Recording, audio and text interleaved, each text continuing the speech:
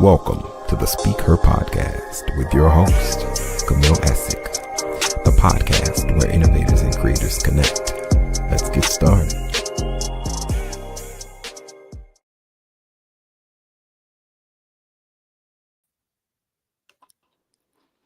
Hey everyone, thank you for tuning in. This is Camille Essick. I'm host of the SpeakHer Podcast.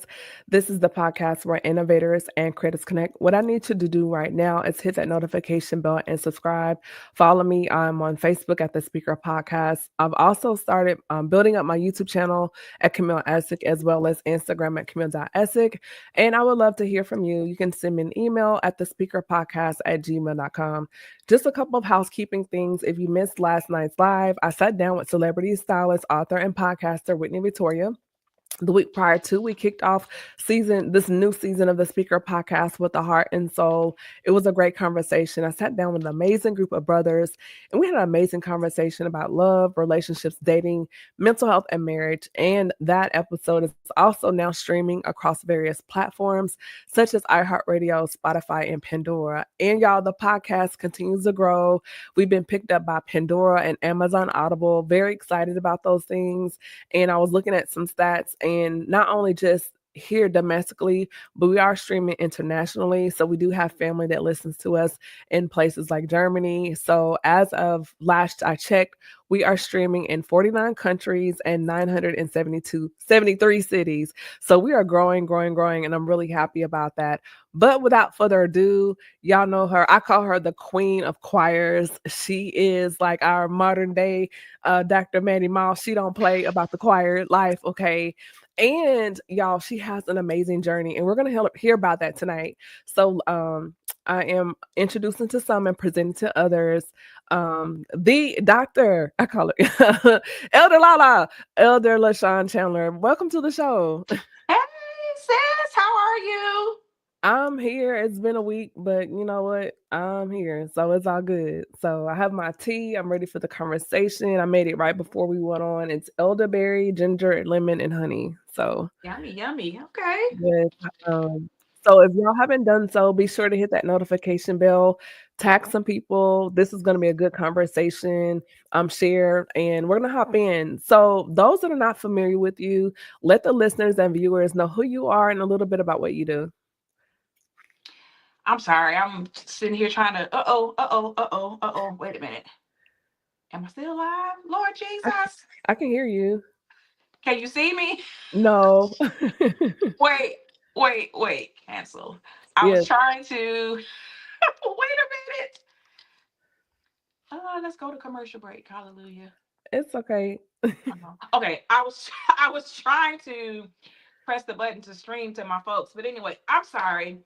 Please repeat the question. I'm just all over the place right now. It's okay. I was just asking you just to introduce yourself and let us know a little bit about who you are and what you do. Because, everyone within my audience, they may not be familiar with you, but in the world of gospel music and choirs, your name rings supreme. But I want everyone to know just, a little bit about yourself. Sure.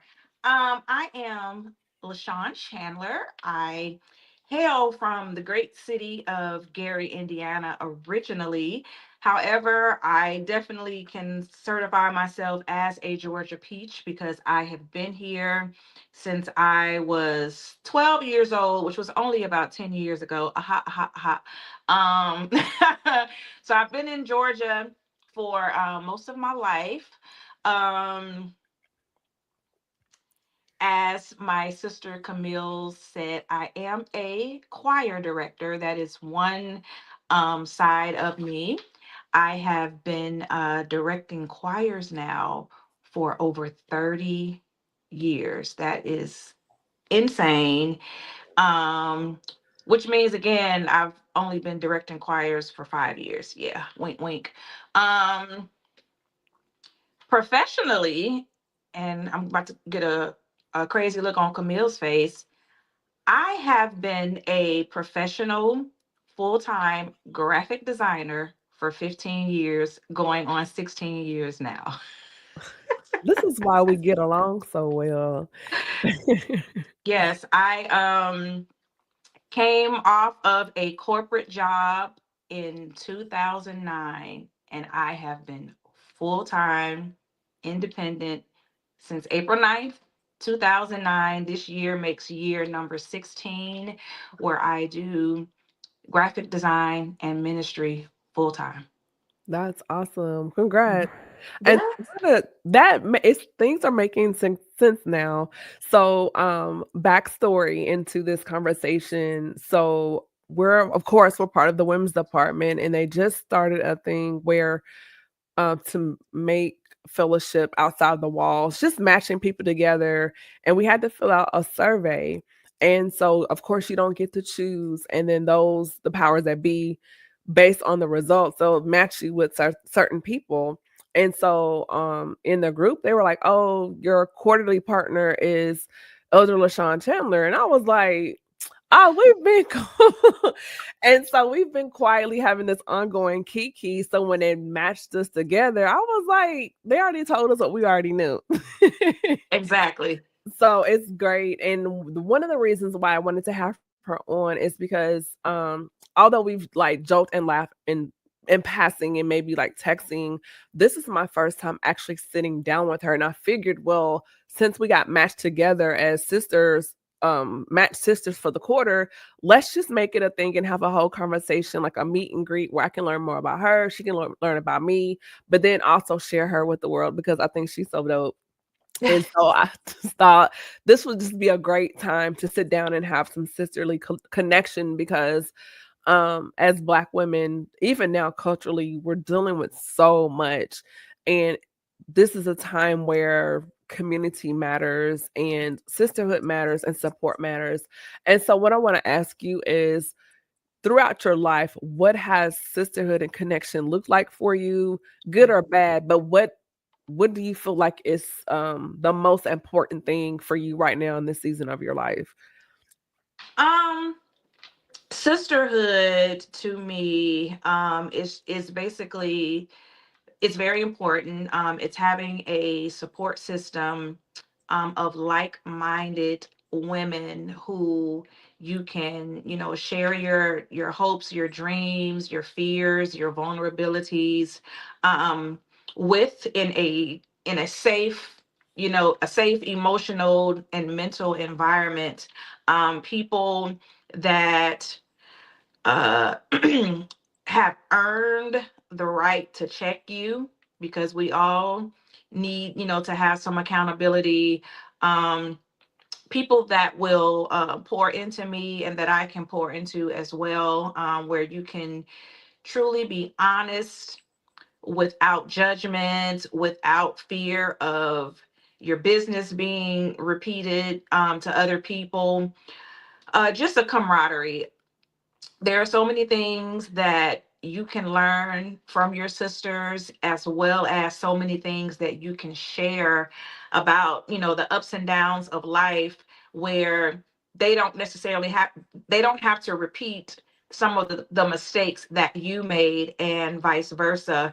um I would say personally, my sister circle is very, very, very, very, very, very small. Which is not to say that I don't have, a lot of people that you can converse with, people that you can get encouragement from, and things of that nature. But I like to kind of jokingly say that although I am very much all the way live, public person that a lot of people may or may not know, but I'm a very public, private person, if that makes sense. Um, you will know as much about me as I let you know. And I'm okay with that, because everybody can't take all of you, and I'm good with that. So just having sisterhood is very important to me. I've been burned many times. When you let those walls down and you trust people.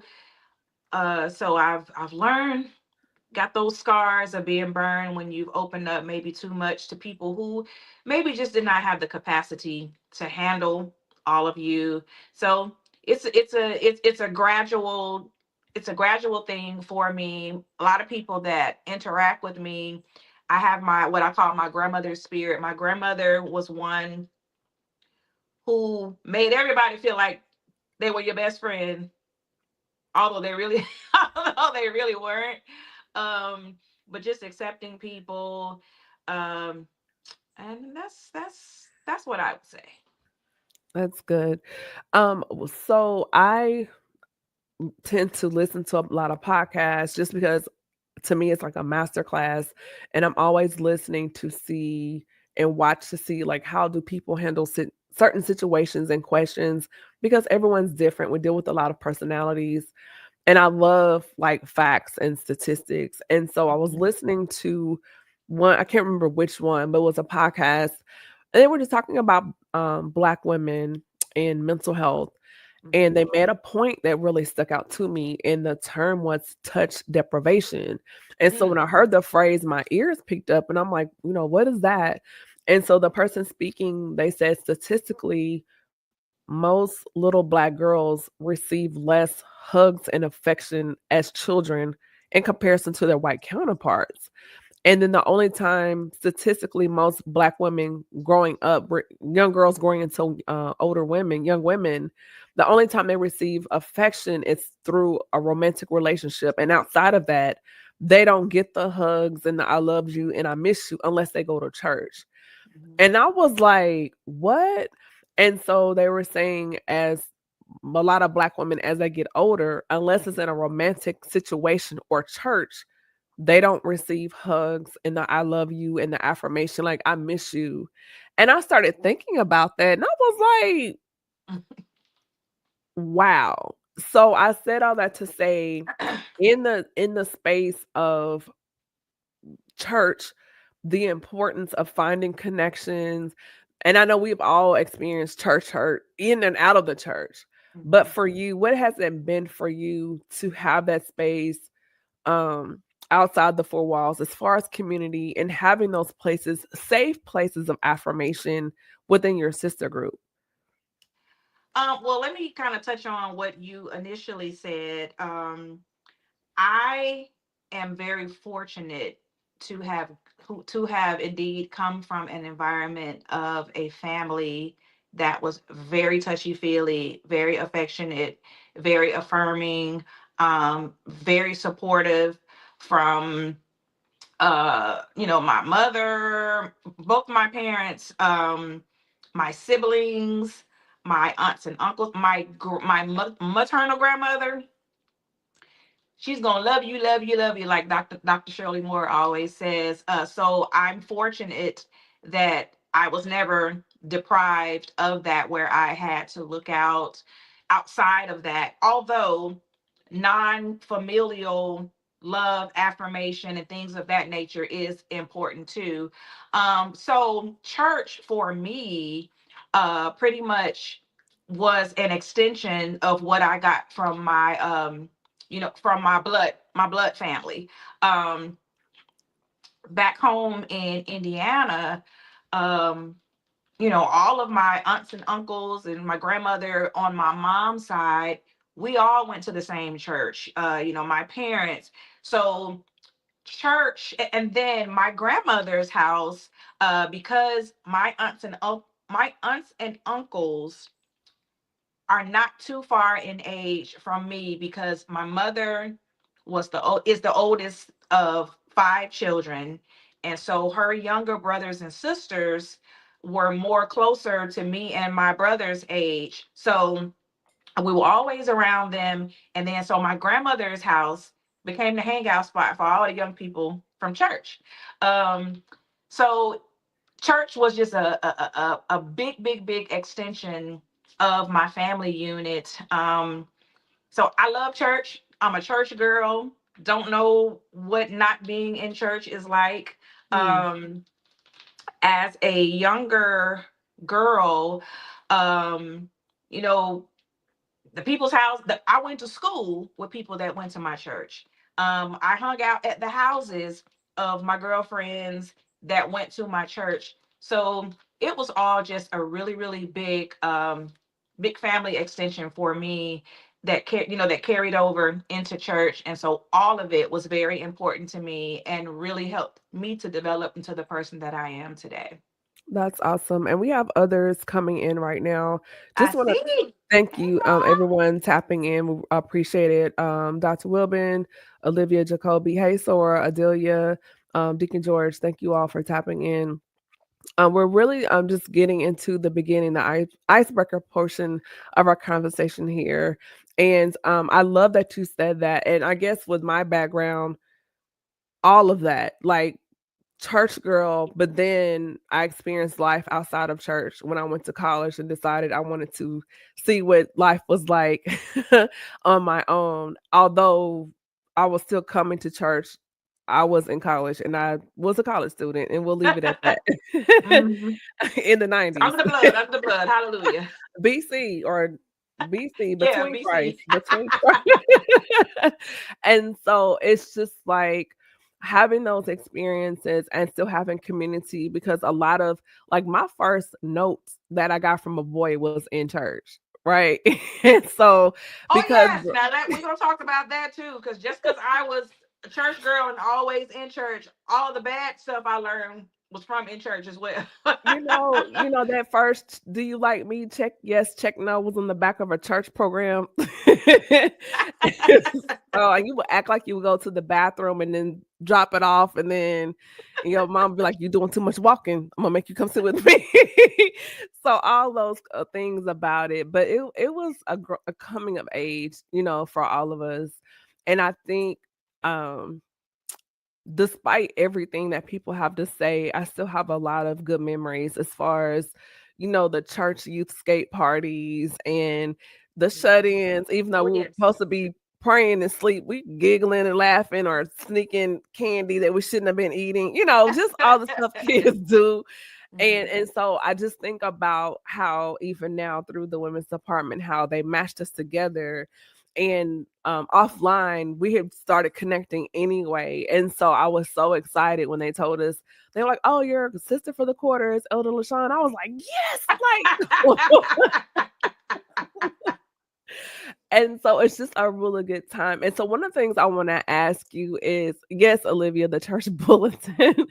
And so one of the things I wanted to ask you is, first of all, shout out to my Spirit and Truth family. One of the coldest choirs out here. A lot of people are saying like, "Oh, people don't do choirs anymore, and it's just a person." I was like, not in my church. We do both Hallelujah. and you know, and Yes. you all were in the competition this past year. It was it Voices of, what was it called? Voices How of sweet the sound. How Sweet the Sound, and you all were second runner up out of, Yeah. like that's a big deal. And Yes. so getting into your musical journey, what was your inspiration as far as stepping into the world of music? Like how did that start?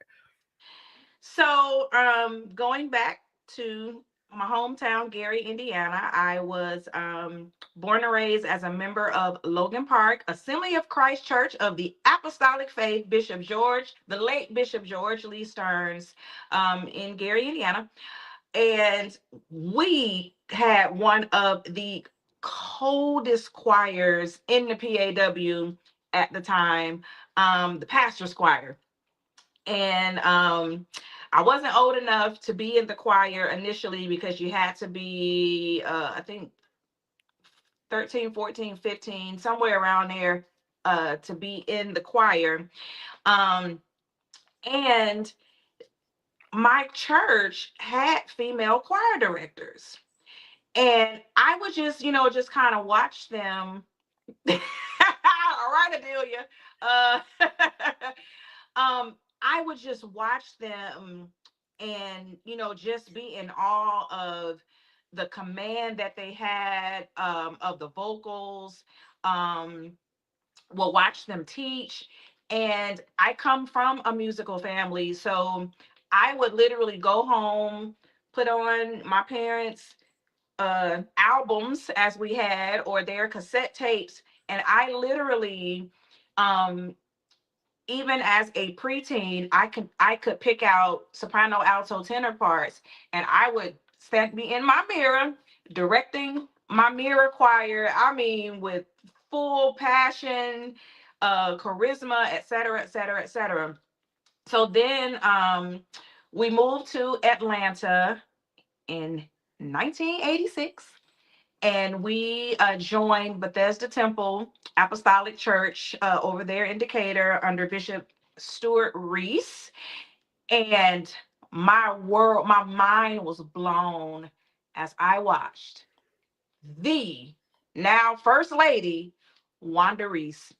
Anybody who knows Wanda Reese, I mean, I had seen other female directors, but that woman, I would go to choir rehearsal with my mother, and I would almost have tears in my eyes because she was just that bad.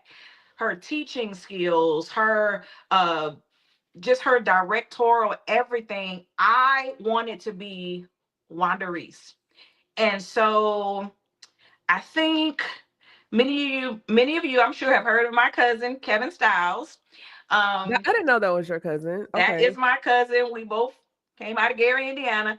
So he and his family were also members of Bethesda, and Kevin and I would basically, be sitting in the audience as our mothers were in rehearsal, and lo and behold, the Lady Wanda Reese told us that we could join the choir.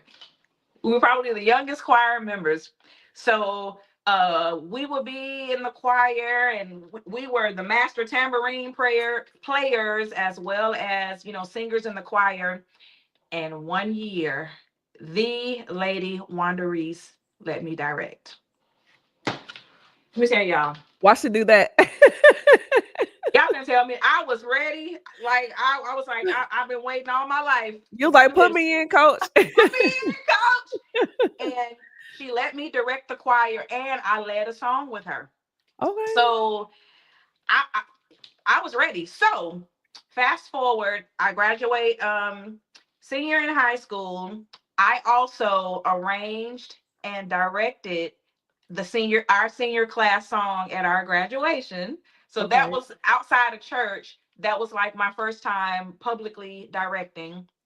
Then fast forward, I become a freshman at Emory University here in Atlanta. And it just so happens that one of the assistant directors for my church choir was also over the gospel choir there at Emory. It was the Voices of Inner Strength. So as a freshman, I joined the gospel choir there at Emory. And every year they select a student directress. So, Court, you have to audition. You have to audition for it. So naturally, I auditioned for it. As you probably all can tell, I've never been a shy or underspoken person. Um, so me and I think it was maybe 4 or 5 other students auditioned for student directress, and it was funny because most of them went before me, and this is not to brag or anything, but they couldn't teach parts. So, they would, like, one person, he basically taught the choir in all unison, meaning everybody was singing the same part. The next person, she kind of just didn't have the ear. Next person, next person. So then it was my turn. And at that point, my confidence level was on 5,000. I wasn't scared or anything. Taught the song, killed the song. The choir killed the song. I think one other person went after me. And to the glory of God, yes, I was selected as that year's student directress, as well as in my sophomore year there. And, the choir, we did a summer tour. I think my first year, we went to up the East Coast, DC, all those areas. And so I have been professionally, if you will, directing since being a freshman in college. Wow. So what a resume, first of all. Wow, very impressive. I love the receipts, right?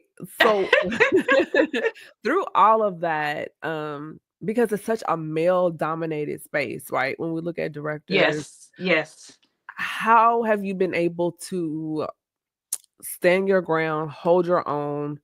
Then there's like the mental health side of it. When you're in a space, proving yourself, like what has that been like for you? Just one in the male dominated space. And then what did you do to maintain that confidence from the mental health side when sometimes you may be one of one and showing up and just kind of, you know, elbowing your way into the crowd. And I asked because I did 8 years in the Navy, which is Mhm. very male dominated. And so it makes you more assertive. Like you have to assert your presence. And to Mhm. those that don't know you, it may come off like, oh, she's, a little brash. But and it's not that. It's just growing up in church, always soft spoken, introverted, and learning my voice to Mhm. people that were accustomed to mousy Camille. And sometimes people are just like, well, that was, and it's not that, but it's just you've learned to find your voice. So what has that been like for you? I will be totally honest with you. I am so passionate about music and what I do. I simply just do it. Mm, I've never felt the need to be anybody outside of myself. When if I'm not confident about any other areas of my life, music, my ear, teaching, directing, those are things that I have just 1000% confidence about. And that's not coming from a cocky place or anything like that. It's just my passion for teaching, my passion for directing has just always been just very, very on 10, um because I know that I'm good at what I do. yeah. um so I show up and I be me, and I know this may not be grammatically correct. I show up and I be me. Yeah. And that's what, I guess, if you will, makes me stand out or whatnot. Mm, I'm not comparing myself to anybody. I'm not trying to be anybody outside of who God made me to be.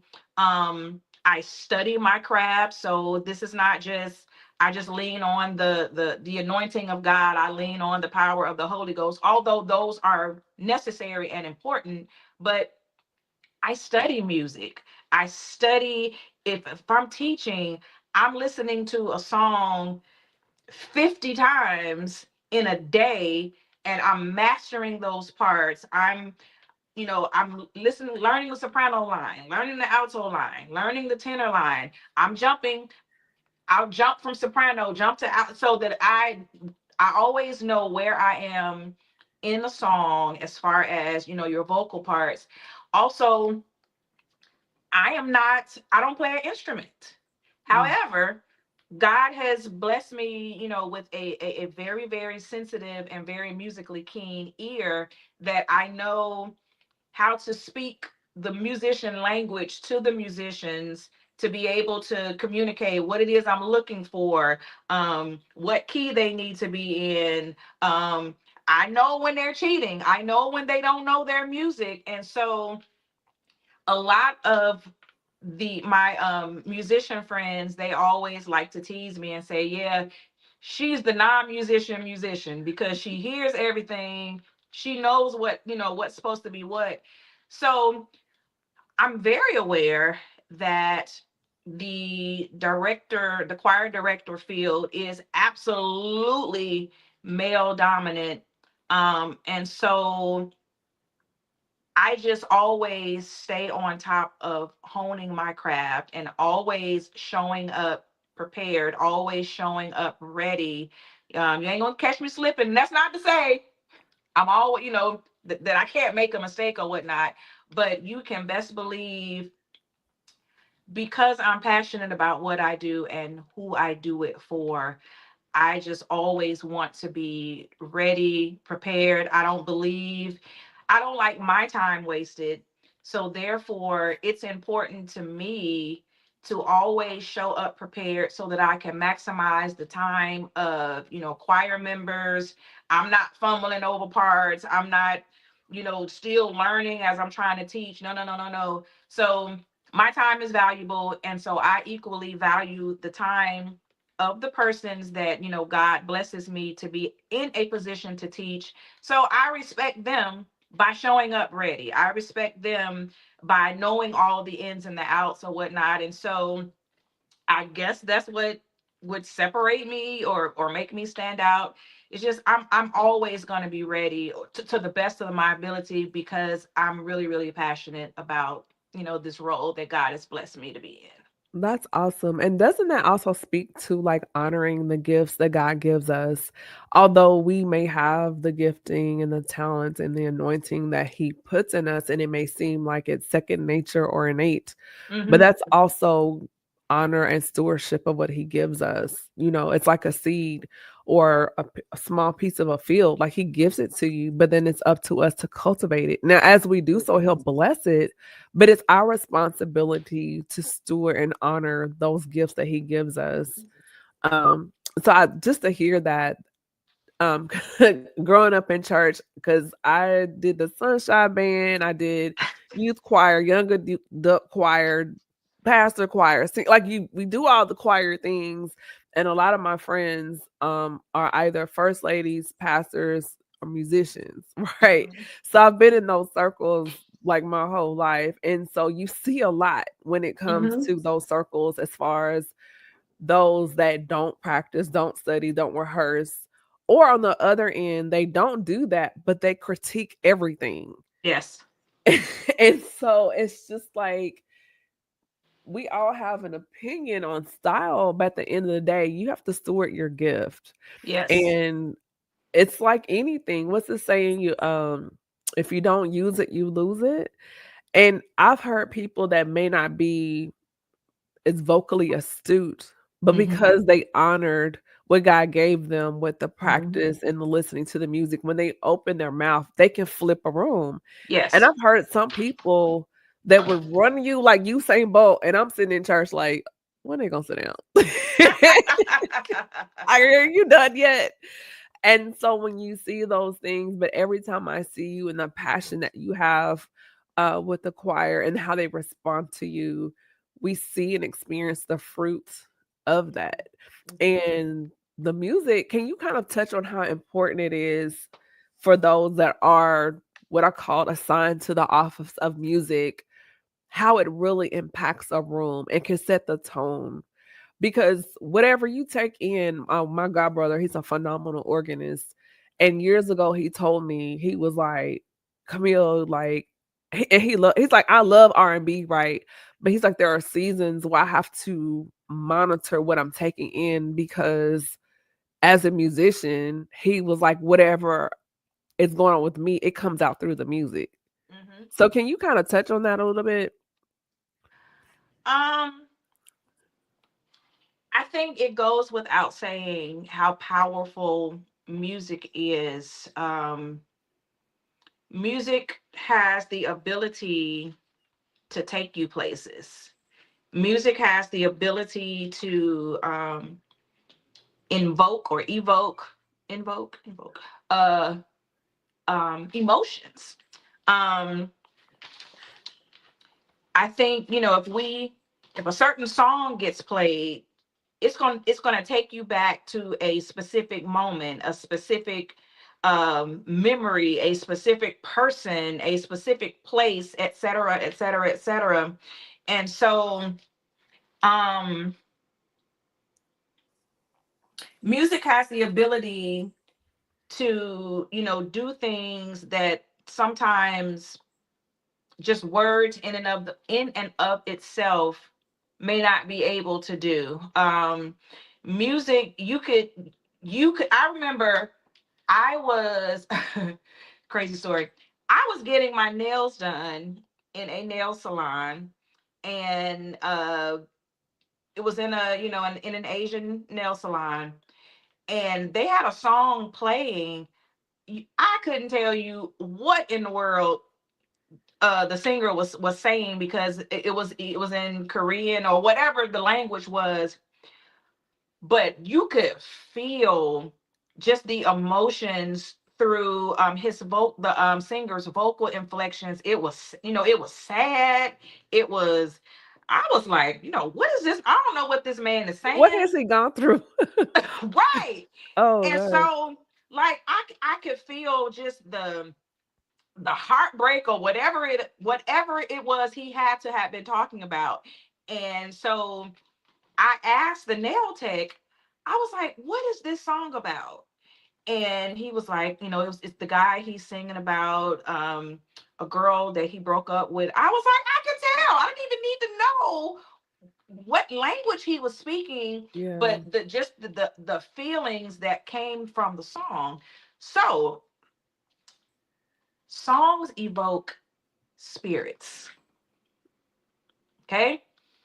I am one of those persons. You call me old fashioned all you want to, but I, being in church, I'm not one who can just readily deal with, oh, it doesn't matter as long as the lyrics are okay. It shouldn't matter what the song is. And I'm like, I beg to differ, because you can't play the music to Marvin Gaye's Sexual Healing and just slap some gospel lyrics over top of it.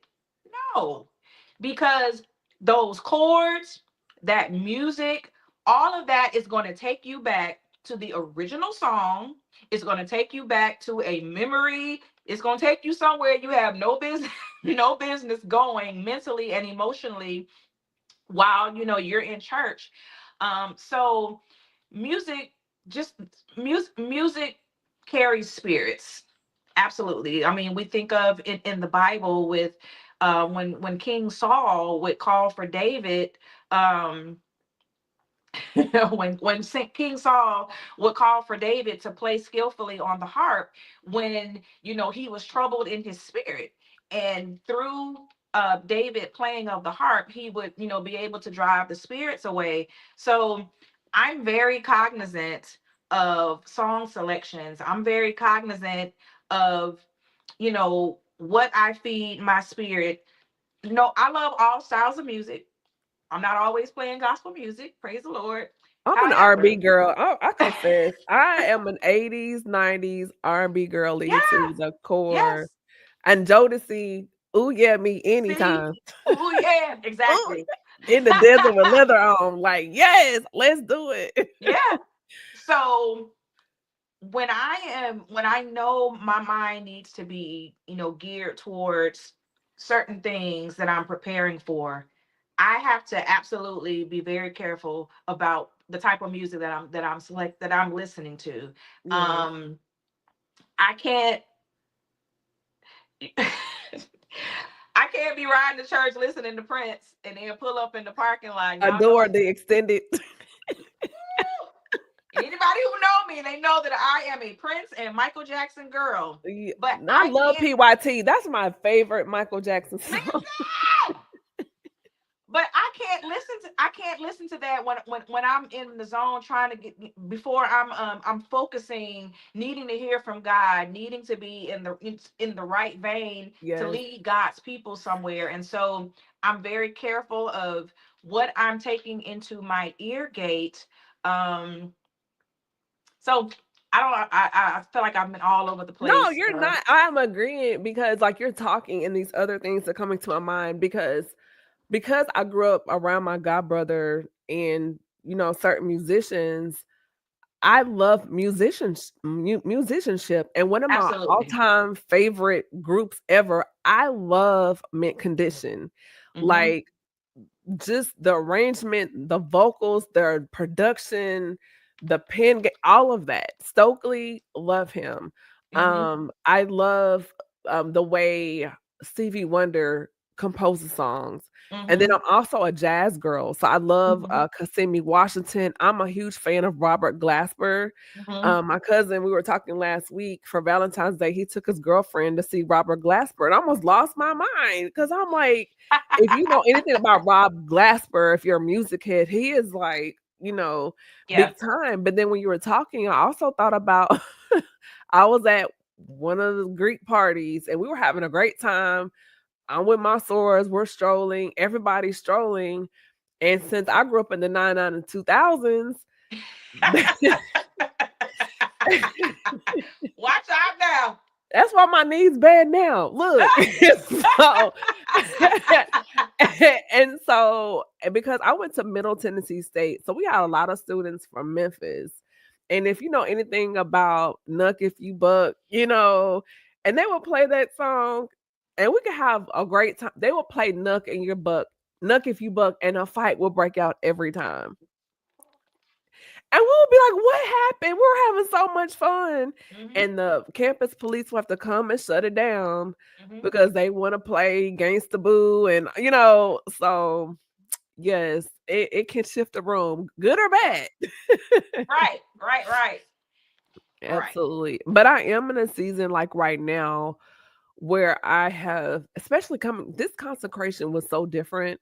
And so I've been in a space where I've been quieter as far as music I listen to.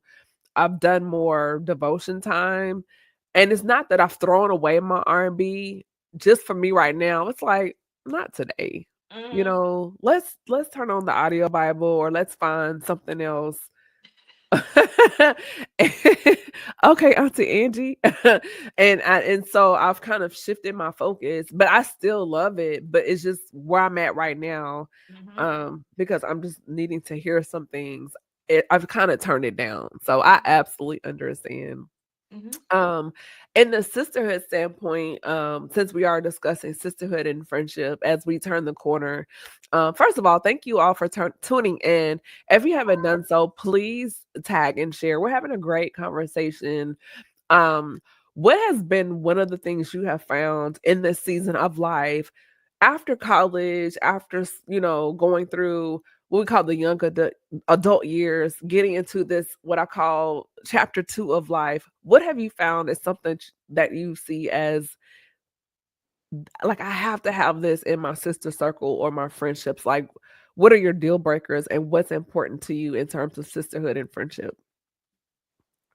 Deal breakers. I can't do liars. I can't do disrespect. I can't do people who show inconsideration, whether it be, for time, inconsideration in communication. I'm a big communicator. And so, say what you mean what you say. If you're not going to mean it, don't say it, because I'm going to hold you to what you say. And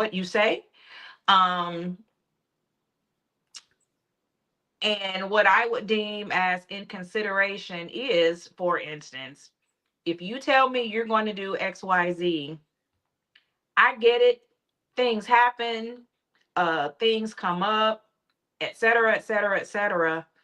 But be considerate enough for me to communicate that to me so that I can then make, any necessary adjustments, because I took your word. I believe what you said. And so I'm expecting you to do what you said you were going to do. I don't care how big or small it is. And so at the very least, be considerate of my time, my mental space, any of those things, to just simply communicate with me.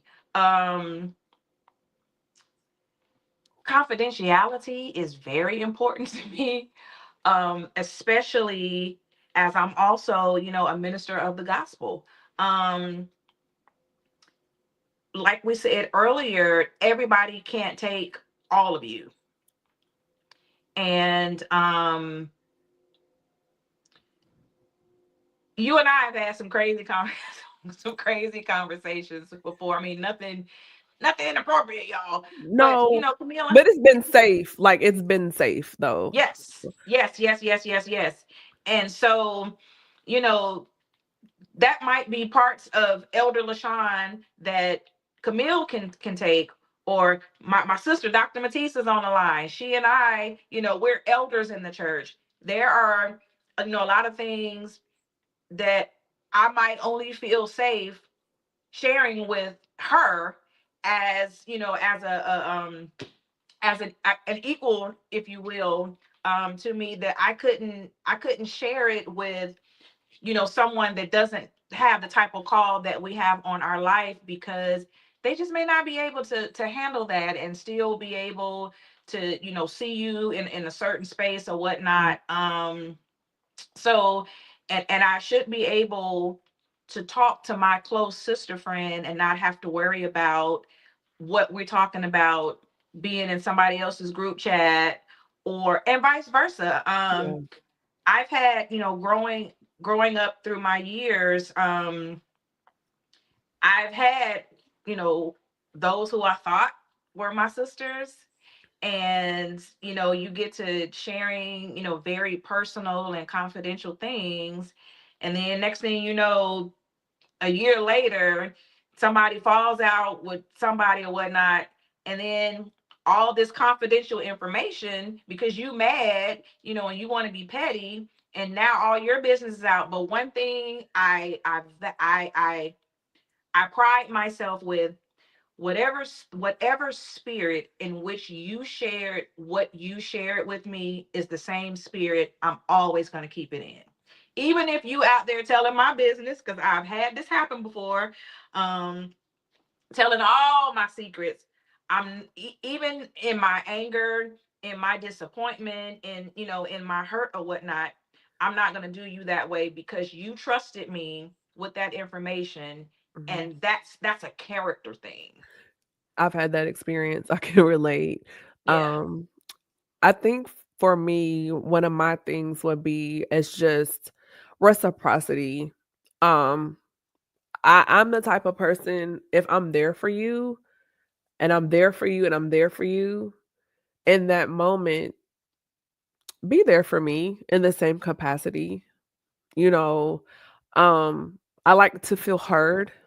I want to be heard and I want my feelings to be acknowledged and not just blown over, but the same attention and care that I gave you, give it to me. Because once I see that it's not reciprocal, I'll still speak and laugh with you, but in my mind, I make a note, and then that part of myself I lock away, Mhm. and that part of me gets tight because I'm like, okay, and it's not anything against the person, but it's just I'm like, well, maybe they just don't have the capacity, I and was so just about to say that. and Yeah. so now I have to monitor my pour.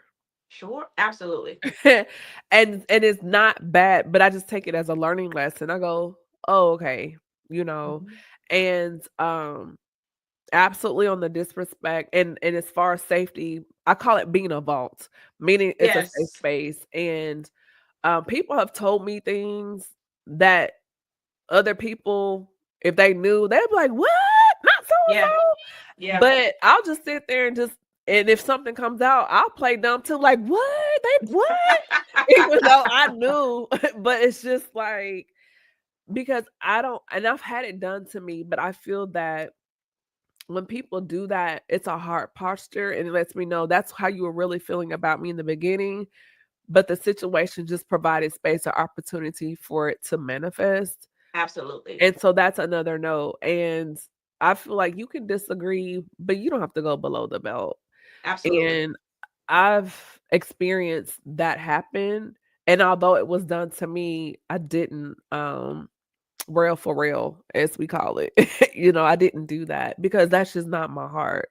Hmm. But I think that's my thing for me. And and one thing I'm learning to love about you is that you accept my human side. Like we're divine, but then I have a humanity and you handle my humanity and I'm just like Humanity. Ministry.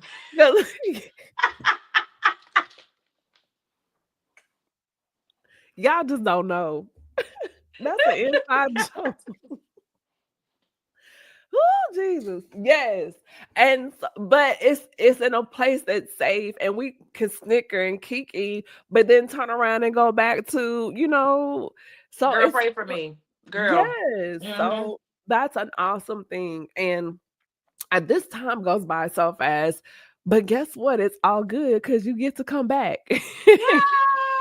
And we're gonna make the announcement here. So I have one more episode before we wrap up the month of February. Just went right on by. January lasted all year. February lasted for a week. It's like, and then so much has happened in our society in the last Yeah. 30 days. I'm Yeah. like, gosh. But it's just like we just had watch service and New Year's, and now here we are, But you're gonna join me the 1st of March to open up March because March is International Women's Month. And so why not begin the month with an awesome woman? So you'll be back in March. So I'm excited about that. Yeah. I do want to say I thank you just for joining me and sitting down and sharing parts of your journey. We're going to dig, a little bit more into it when you return. But before you leave and we wrap things up, do you have any like nuggets or gems that you have for the listeners and viewers? Like little takeaways, and then where can people contact you on social media? First, let me say thank you for the invitation to come on with you. I also want to shout out my mother, Louetta Cody, because all the elements of me, they derive from her. All the things that I said about myself, I am who I am because I watched her be all the stuff that I said, a vault, a non-judging person, a safe space, an encourager, all that kind of stuff. I get it from my mama. But anyway, nuggets of truth. I would say the first step of, just really being who God made you to be is to be honest with yourself. Be honest with where you are. Be honest with um, what your quote unquote triggers are. Be honest about what your strengths are. Be honest about what your weaknesses are, because nobody knows you like you know you. Um, and so even with having sisters, even with having, accountability people and all of the externals, if you're not honest with yourself, a lot of times even those closest people are only going to get the representative of yourself that you want them to know. And so I try to do me checks every now and then when I see I've been on a roll of getting easily aggravated or on a roll of, flipping off at the mouth or whatever. I'm like, all right, LaShawn, dial it back in. What's going on with you? Mhm. You getting a little crazy. Um, and that's not something that I used to be able to do. There used to be times in my life where if everybody is saying the same thing about you, it's probably true. And we can reject what people say. I used to always get the, LaShawn, is not what you say, it's how you say it. And I just be like, well, nah, you just too sensitive. But if enough people keep saying it, I have to be mature enough to say, okay, LaShawn, think about what you just said. Think about what you did. You have to say it that way. And so I'm always trying to be self-aware. Sometimes I'm, not as good as other times, Yeah. but I'm always real about myself with me. I can't lie to me. I might can fudge up something with somebody, but I know me. I love me. There are areas that I know I still, I'm always going to have to be working on and keeping, in check. And I can be a better friend to my sisters if I am the best version of me to me, if that makes sense. Absolutely. Because I had a day today, and I know I've learned me as far as I always want to do well, and this pressure to be excellent, and sometimes taking on more than we should because I learned through my therapist where my tendency to want to please where it comes from. And then when I feel like I don't meet an expectation, or that even though everyone else is like, "Oh, you did great," but I'm focused on what I didn't do right over here, then I'm so critical of myself. And Yes. then I'll just go inward, and it's like, you did all this, but you messed that up, or you didn't. And it's because this expectation to do it right and be great every time. And it's like, Camille, you're not gonna hit it every time. And that's something I'm still having to learn. But today I just had a whole like moment, like, oh my God, what am I doing it? And when I do that, I get brain fog, and then sometimes I just check out, and then I'm just like, you know. And so in that, I definitely want to shout out Olivia, because I called her today and I was just like, girl, she's like, Camille. And if y'all talk to Olivia, you know how she talks. And she just really loved me through the situation. Oh, that's why you didn't respond to my text and my email earlier. I was having a Oh, whole okay. moment. I was like, wait a minute, I she had okay? I'm on the phone crying, and Yeah. she's just like, and she loved me through the situation. And Olivia's such a She's sounding very board. motherly. Yes. And she just, like, her gentleness, Yes. because I was just like, I'm trying not to cry. And she was like, Camille, you're doing a good job, and very healing, Adelia. And so I appreciate that, because I was just like, girl, and this and da da da, and I just feel this way. And she just took a moment and paused, even though she had things going on. And you know how you get that one piece of hair on your lash, and it's been on my nerves this whole golly, like Easter basket grass. It's just everywhere. But it's just, she just really stepped in as a sister and a friend.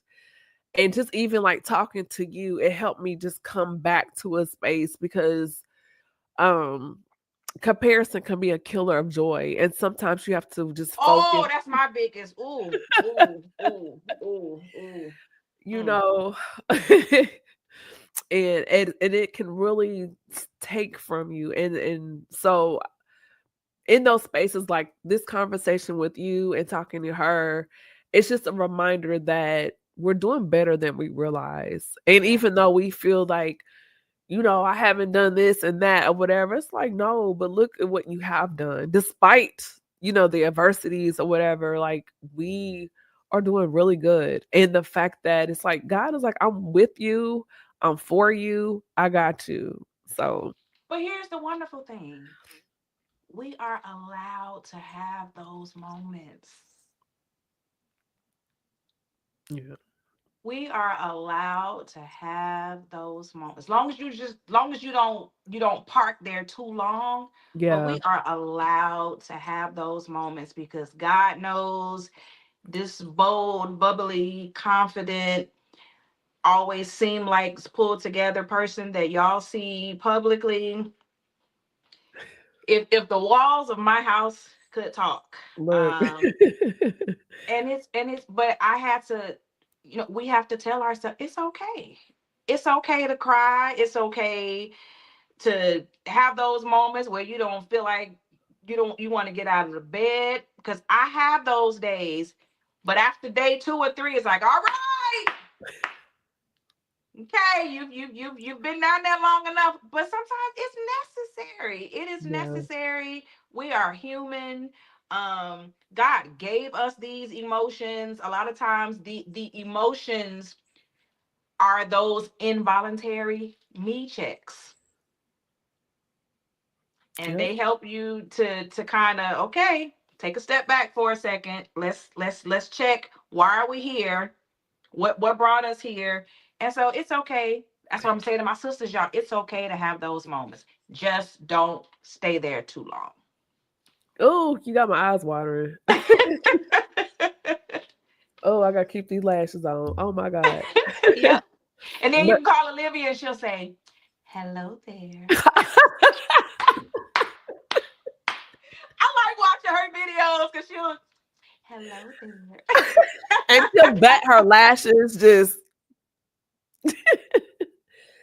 If y'all don't know Olivia, if you have not followed her or watched her videos, there's a serenity about her. And there's just a serenity about her. And she's another one of those people I call a vault, and I just appreciate the people God is bringing to me in my life during this season of my life.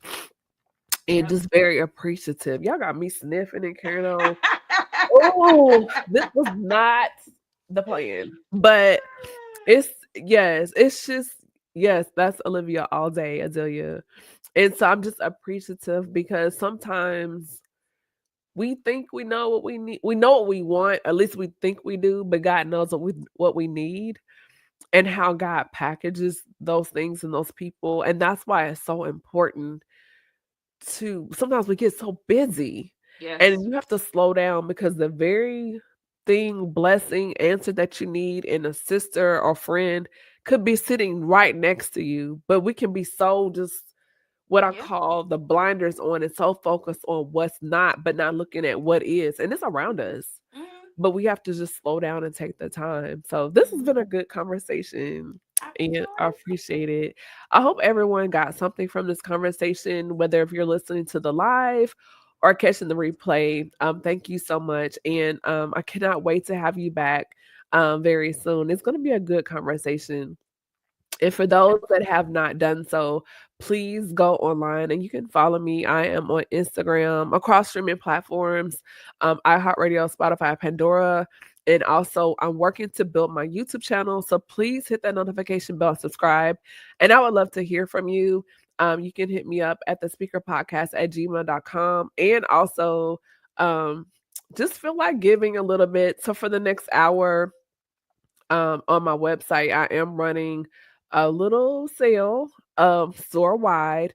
Just use the code CREATE21 and you'll be able to get a bundle. So if you are learning or wanting to learn about Canva and start your ebook journey, I have a bundle. So if you purchase them together, you will be able to get a discount at the checkout. Just be sure that you use CREATE21 and subscribe. And for my Canva playbook and my ebook called eBoss, How to Self-Publish an Ebook, purchase those together with that coupon code and you'll be able to save at the checkout. And also thank you to everyone that's tuned in. If you're coming in late, hey Ladare, how you doing? It's great to see you. Hey. And thank you again.